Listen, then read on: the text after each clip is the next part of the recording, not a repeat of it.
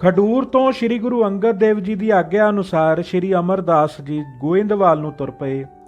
ਕੁਝ ਸਿੱਖ ਵੀ ਨਾਲ ਸਨ। ਆਪਣੇ ਨਿਯਮ ਅਨੁਸਾਰ ਜਦ ਸ੍ਰੀ ਅਮਰਦਾਸ ਜੀ ਪਿਛਲੇ ਪੈਰੀ ਜਾ ਰਹੇ ਸਨ ਤਾਂ ਰਸਤੇ ਵਿੱਚ ਕਿਸੇ ਮਰੇ ਹੋਏ ਮਨੁੱਖ ਦੀ ਇੱਕ ਹੱਡੀ ਪਈ ਹੋਈ ਸੀ। ਉਸ ਨੂੰ ਆਪ ਜੀ ਦਾ ਚਰਨ ਲੱਗ ਗਿਆ, ਜਿਸ ਨਾਲ ਉਹ ਪਾਪੀ ਜੋ ਨਰਕਾਂ ਵਿੱਚ ਪਿਆ ਦੁੱਖ ਭੋਗ ਰਿਹਾ ਸੀ, ਤਤ ਛਿਨ ਹੀ ਮਨੁੱਖ ਸਰੀਰ ਧਾਰਨ ਕਰਕੇ ਨਰਕਾਂ ਵਿੱਚੋਂ ਨਿਕਲ ਆਇਆ ਅਤੇ ਸਭ ਦੇ ਦੇਖਦਿਆਂ ਹੀ ਉੱਥੇ ਪ੍ਰਗਟ ਹੋ ਕੇ ਕਿਧਰੇ ਚਲਿਆ ਗਿਆ। ਇਸ ਕੌਤਕ ਨੂੰ ਵੇਖ ਕੇ ਸ੍ਰੀ ਅਮਰਦਾਸ ਜੀ ਤੇ ਸਾਰੇ ਸਾਥੀ ਹੈਰਾਨ ਹੋ ਗਏ। ਇਸ ਉਪਰੰਤ ਸ੍ਰੀ ਅਮਰਦਾਸ ਜੀ ਸੁਭਾਵਕ ਹੀ ਚੱਲ ਕੇ ਗੋਇੰਦਵਾਲ ਆਪਣੇ ਅਸਥਾਨ ਤੇ ਪਹੁੰਚ ਗਏ। ਰਾਤ ਵਿਸ਼ਰਾਮ ਕਰਕੇ ਦੂਸਰੇ ਦਿਨ ਫਿਰ ਆਪ ਜੀ ਗੁਰੂ ਜੀ ਦੇ ਦਰਸ਼ਨ ਕਰਨ ਵਾਸਤੇ ਖਡੂਰ ਚਲੇ ਗਏ। ਗੁਰੂ ਜੀ ਨੂੰ ਨਮਸਕਾਰ ਕਰਕੇ ਸੰਗਤ ਵਿੱਚ ਬੈਠ ਗਏ। ਤਦ ਜਿਹੜੇ ਸਿੱਖ ਆਪ ਜੀ ਦੇ ਨਾਲ ਸਨ ਉਹਨਾਂ ਨੇ ਸ੍ਰੀ ਗੁਰੂ ਅੰਗਦ ਦੇਵ ਜੀ ਨੂੰ ਦੱਸਿਆ ਕਿ ਕੱਲ ਰਾਸਤੇ ਵਿੱਚ ਜਦ ਇੱਕ ਮਨੁੱਖ ਦੀ ਹੱਡੀ ਨਾਲ ਸ੍ਰੀ ਅਮਰਦਾਸ ਜੀ ਦਾ ਪੈਰ ਛੂਹ ਗਿਆ ਤਾਂ ਉਸ ਤੋਂ ਤਤਛਿਨ ਹੀ ਇੱਕ ਮਨੁੱਖ ਖੜਾ ਹੋ ਗਿਆ ਤੇ ਆਪ ਜੀ ਨੂੰ ਨਮਸਕਾਰ ਕਰਕੇ ਆਪਣੀ ਇੱਛਾ ਅਨੁਸਾਰ ਜਿੱਧਰ ਚਾਹਿਆ ਉਧਰ ਨੂੰ ਚਲਿਆ ਗਿਆ। ਉਸ ਨੂੰ ਕੁਝ ਕਹਿੰਦਿਆਂ ਇਹਨਾਂ ਨੂੰ ਅਸੀਂ ਨਹੀਂ ਸੁਣਿਆ।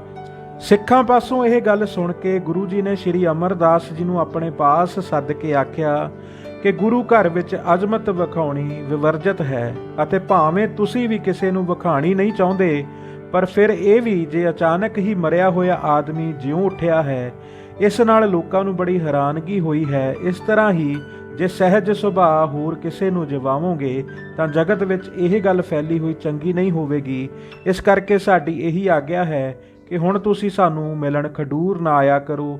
ਜਦ ਤੁਹਾਨੂੰ ਦਰਸ਼ਨ ਕਰਨ ਦੀ ਇੱਛਾ ਹੋਇਆ ਕਰੇਗੀ ਤਾਂ ਅਸੀਂ ਆਪ ਹੀ ਤੁਹਾਡੇ ਪਾਸ ਗੋਇੰਦਵਾਲ ਪਹੁੰਚ ਜਾਇਆ ਕਰਾਂਗੇ। ਆਪ ਜੀ ਦਾ ਇਹ ਬਚਨ ਮੰਨ ਕੇ ਸ੍ਰੀ ਅਮਰਦਾਸ ਜੀ ਗੋਇੰਦਵਾਲ ਜਾ ਬਰਾਜੇ।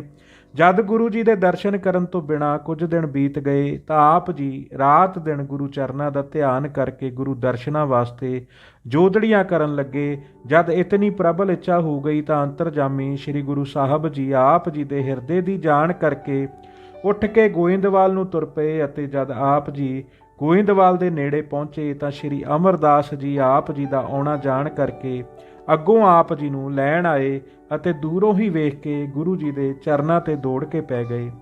ਗੁਰੂ ਜੀ ਨੇ ਆਪ ਜੀ ਨੂੰ ਬਾਹਾਂ ਤੋਂ ਫੜ ਕੇ ਉਠਾਇਆ ਅਤੇ ਆਪਣੇ ਗਲ ਨਾਲ ਲਾ ਲਿਆ। ਉਪਰੰਤ ਹੱਥ ਵਿੱਚ ਹੱਥ ਫੜ ਕੇ ਗੁਰੂ ਜੀ ਆਪ ਜੀ ਨੂੰ ਨਾਲ ਲੈ ਕੇ ਬਿਆਸਾ ਨਦੀ ਦੇ ਕਿਨਾਰੇ ਜਾ ਬੈਠੇ। ਇੱਥੇ ਬੈਠ ਕੇ ਗੁਰੂ ਜੀ ਨੇ ਬੜੇ ਪ੍ਰੇਮ ਨਾਲ ਆਖਿਆ, ਹੁਣ ਤੁਸੀਂ ਮੇਰਾ ਰੂਪ ਹੋ, ਇਸ ਵਿੱਚ ਕੋਈ ਭੇਦ ਨਾ ਜਾਣਨਾ ਕਰੋ। ਜਗਤ ਨੂੰ ਨਾਸ਼ਵੰਤ ਜਾਣ ਕਰਕੇ ਝੂਠਾ ਸਮਝੋ ਅਤੇ ਜਿਹੜਾ ਇਸ ਦਾ ਆਸਰਾ ਰੂਪ ਆਦ ਅੰਤ ਪ੍ਰਕਾਸ਼ ਹੋ ਰਿਹਾ ਹੈ ਉਸ ਨੂੰ ਆਪਣਾ ਰੂਪ ਸਮਝੋ।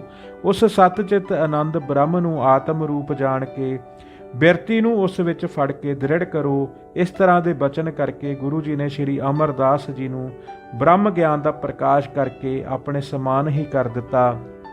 ਉਪਰੰਤ ਉੱਠ ਕੇ ਗੁਰੂ ਜੀ ਦਾ ਸੱਜਾ ਹੱਥ ਆਪਣੇ ਹੱਥ ਵਿੱਚ ਫੜ ਕੇ ਸਹਿਜੇ ਸਹਿਜੇ ਤੁਰ ਪਏ।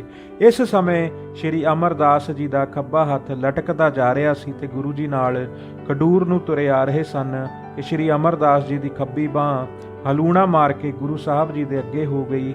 ਆਪ ਜੀ ਨੇ ਬਾਂਹ ਨੂੰ ਤਤਛਿਨ ਆਪਣੀ ਛਾਤੀ ਨਾਲ ਲਾ ਲਿਆ ਅਤੇ ਪ੍ਰਣ ਕੀਤਾ ਕਿ ਇਸ ਨਾਲ ਅੱਗੇ ਤੋਂ ਕੋਈ ਕੰਮ ਨਹੀਂ ਕੀਤਾ ਜਾਵੇਗਾ।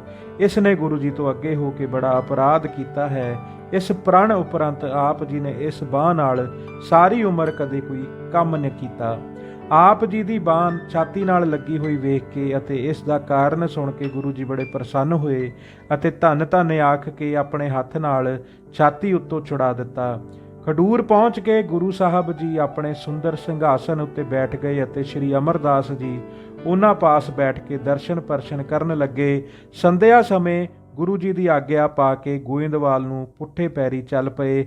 3 ਕੋਹਾਂ ਤੇ ਜਾ ਕੇ ਜਿੱਥੇ ਹੁਣ ਦਮਦਮਾ ਸਾਹਿਬ ਬਣਿਆ ਹੋਇਆ ਹੈ, ਗੁਰੂ ਜੀ ਨੂੰ ਨਮਸਕਾਰ ਕਰਕੇ ਫਿਰ ਗੋਇੰਦਵਾਲ ਵੱਲ ਸਿੱਧਾ ਮੂੰਹ ਕਰਕੇ ਆਪਣੇ ਡੇਰੇ ਤੇ ਜਾ ਬਰਾਜੇ। ਇੱਕ ਦਿਨ ਗੁਰੂ ਅੰਗਦ ਸਾਹਿਬ ਜੀ ਸ੍ਰੀ ਅਮਰਦਾਸ ਜੀ ਨੂੰ ਦਰਸ਼ਨ ਦੇ ਕੇ ਗੋਇੰਦਵਾਲ ਤੋਂ ਵਾਪਸ ਆ ਰਹੇ ਸਨ ਕਿ ਆਪ ਜੀ ਨੂੰ ਰਾਸਤੇ ਵਿੱਚ ਸ਼ੀਹਾਂ ਉੱਪਲ ਮਿਲਿਆ। ਉਸਨੇ ਗੁਰੂ ਜੀ ਨੂੰ ਬੜੇ ਪ੍ਰੇਮ ਨਾਲ ਮੱਥਾ ਟੇਕਿਆ। ਸ਼ੀਹਾਂ ਪਾਸ ਇੱਕ 100 ਬੱਕਰੀ ਦਾ ਵੱਗ ਸੀ। ਗੁਰੂ ਜੀ ਨੇ ਉਸ ਨੂੰ ਵੇਖ ਕੇ ਕਿਹਾ, ਸ਼ੀਹਾਂ, ਇਹ ਇਤਨੀਆਂ ਬੱਕਰੀਆਂ ਕਿੱਥੋਂ ਲਿਆਇਆ ਹੈ? ਸ਼ੀਹਾਂ ਨੇ ਹੱਥ ਜੋੜ ਕੇ ਉੱਤਰ ਦਿੱਤਾ, ਮਹਾਰਾਜ, ਮੇਰੇ ਪੁੱਤਰ ਦੇ ਮੁੰਡਣ ਹਨ। ਉਸ ਸਮੇਂ ਜਦ ਸਾਡੀ ਸਾਰੀ ਬਰਾਦਰੀ ਇਕੱਠੀ ਹੋਵੇਗੀ ਤਾਂ ਉਹਨਾਂ ਨੂੰ ਇਹਨਾਂ ਦੇ ਮਾਸ ਦਾ ਖਾਣਾ ਦਿਆਂਗਾ। ਇਹ ਸਾਡੇ ਜਠੇਰਿਆਂ ਦੀ ਰੀਤੀ ਚੱਲੀ ਆ ਰਹੀ ਹੈ। ਸ਼ੀਹੇ ਦੀ ਗੱਲ ਉੱਤੇ ਗੁਰੂ ਜੀ ਨੇ ਹੱਸ ਕੇ ਕਿਹਾ, ਮੁੰਡਣਾ ਦੀ ਖੁਸ਼ੀ ਮਨਾਉਣ ਵਾਸਤੇ ਇਤਨੇ ਜੀਵਾਂ ਦੀ ਹੱਤਿਆ ਦਾ ਪਾਪ ਕਰਨਾ ਸੌਖਾ ਹੈ, ਪਰ ਅੰਤ ਨੂੰ ਤੈਨੂੰ ਭੋਗਣੇ ਪੈਣਗੇ। ਜਿਨ੍ਹਾਂ ਵਾਸਤੇ ਤੂੰ ਇਹ ਪਾਪ ਕਰੇਂਗਾ ਉਹਨਾਂ ਨੇ ਤਦੋਂ ਤੇਰੀ ਤੁੱਛ ਮਾਤਰ ਵੀ ਸਹਾਇਤਾ ਨਹੀਂ ਕਰਨੀ। ਗੁਰੂ ਜੀ ਦੇ ਇਹ ਬਚਨ ਸੁਣ ਕੇ ਸ਼ੀਹਾ ਬਹੁਤ ਡਰ ਕਰਕੇ ਕਹਿਣ ਲੱਗਾ, ਮਹਾਰਾਜ ਜਿਸ ਤਰ੍ਹਾਂ ਹੁਕਮ ਕਰੋ ਉਸ ਤਰ੍ਹਾਂ ਹੀ ਮੈਂ ਕਰਾਂਗਾ। ਮੈਨੂੰ ਦੱਸੋ ਹੁਣ ਮੈਂ ਕਿਵੇਂ ਕਰਾਂ ਜਿਸ ਤੇ ਜੀਵਾਂ ਦੀ ਹੱਤਿਆ ਵੀ ਨਾ ਹੋਵੇ, ਮੇਰਾ ਕੰਮ ਵੀ ਸੌਰ ਜਾਵੇ ਤੇ ਜਠੇਰਿਆਂ ਦਾ ਵਿਘਨ ਵੀ ਨਾ ਹੋਵੇ। ਉਸ ਦੀ ਬੇਨਤੀ ਸੁਣ ਕੇ ਗੁਰੂ ਜੀ ਨੇ ਕਿਹਾ ਕਿ ਲੜਕੇ ਦੇ ਮੁੰਡਣ ਸਾਡੇ ਡੇਰੇ ਆਣ ਕੇ ਕਰੋ, ਫਿਰ ਤੈਨੂੰ ਜਠੇਰਿਆਂ ਦਾ ਕੋਈ ਵਿਘਨ ਨਹੀਂ ਪਵੇਗਾ। ਇਹਨਾਂ ਸਾਰੀਆਂ ਬੱਕਰੀਆਂ ਨੂੰ ਛੱਡ ਦੇ ਤੇ ਸਤਨਾਮ ਦਾ ਸਿਮਰਨ ਕਰ, ਤੇਰੇ ਸਾਰੇ ਕਾਰਜ ਸਿੱਧ ਹੋ ਜਾਣਗੇ।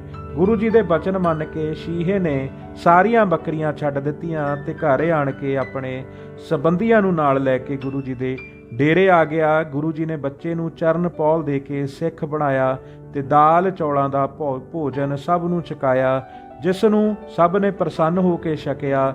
ਸ਼ੀਹਾ ਉੱਪਲ ਗੁਰੂ ਜੀ ਦਾ ਸਿੱਖ ਸੱਜ ਕੇ ਗੁਰੂ ਜੀ ਦੀ ਸੇਵਾ ਵਿੱਚ ਲੱਗ ਗਿਆ। ਧੰਨ ਧੰਨ ਸ੍ਰੀ ਗੁਰੂ ਅੰਗਦ ਦੇਵ ਜੀ ਮਹਾਰਾਜ, ਧੰਨ ਧੰਨ ਸ੍ਰੀ ਗੁਰੂ ਅਮਰਦਾਸ ਜੀ ਮਹਾਰਾਜ। ਵਾਹਿਗੁਰੂ ਜੀ ਕਾ ਖਾਲਸਾ, ਵਾਹਿਗੁਰੂ ਜੀ ਕੀ ਫਤਿਹ।